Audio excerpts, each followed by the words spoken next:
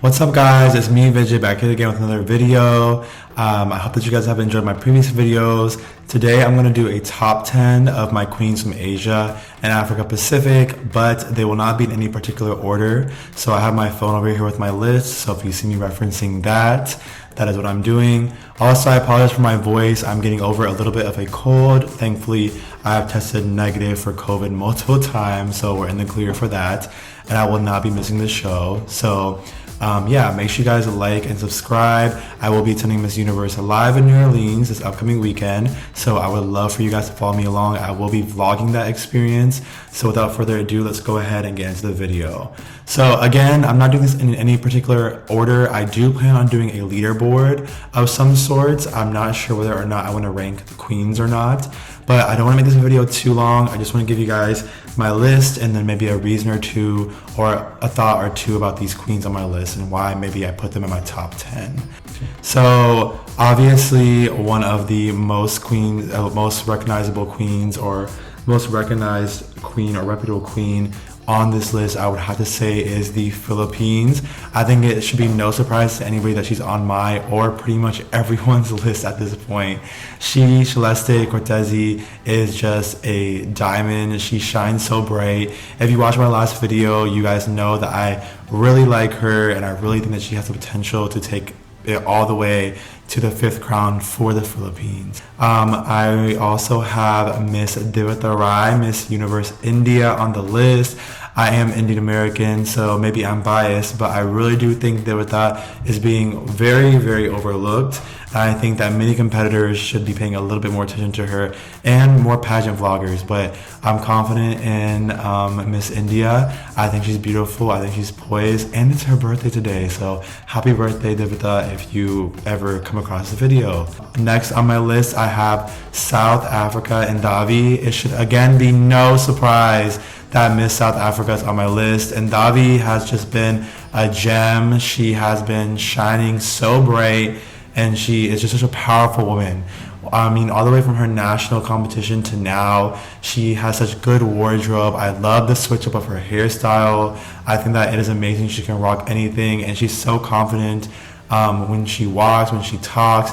Just her aura is great. So South Africa is definitely on this list, and I think she should be someone to be on the lookout for. Next up, let's talk about Miss Vietnam.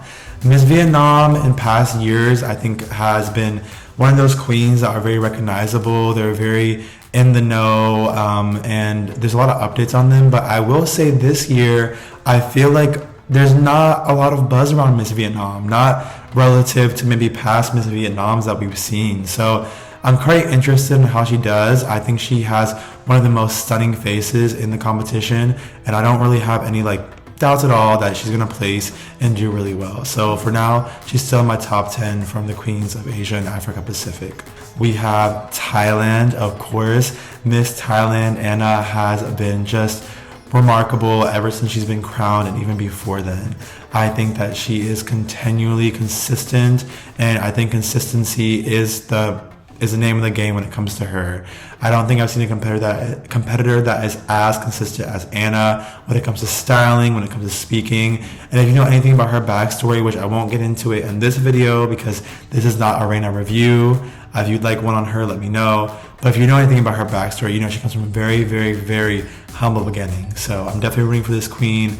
Thailand has been waiting for a crown for so long, so it would be great to see them earn it this time. I have Indonesia, Lakshmi. She, I believe, is the first representative from Bali, which is super, super exciting. This queen has really grown on me when she first was crowned. I wasn't too sure how I felt about her, but as the competition goes on, and especially since the arrival of the queens of the hotel, I think that she has just really outshined herself from the past, and I just see a whole different competitor, and I'm super excited to see what she brings to the competition.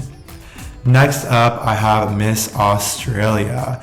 Miss Australia is someone who I think, again, isn't getting a lot of buzz, and she's not someone that necessarily will stand out to you at first sight, but once you notice her, it's hard to take your eyes off her. She has a wonderful energy. I think she is just so bubbly, and she has a decent walk as well, and just like most queens from Australia, she's still so well spoken. So I'm excited to see what she potentially brings. I have Cambodia, Nita.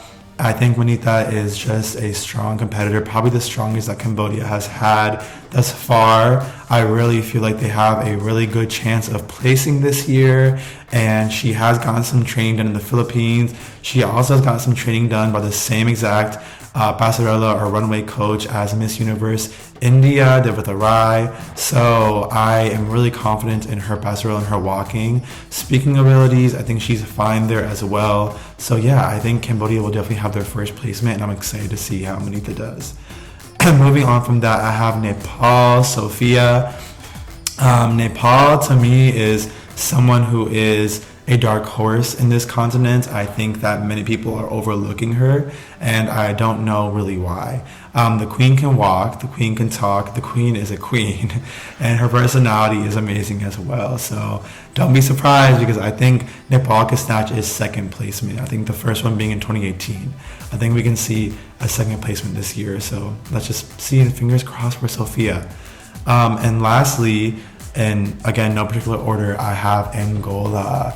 Angola is being trained by former Miss Universe, and I think that she is going to do incredible. The queen is well dressed, she's well styled, she's very poised. I will say I don't think that we're seeing a ton from her, or maybe she's just not popping up on my particular feed, but I don't think she is to be overlooked.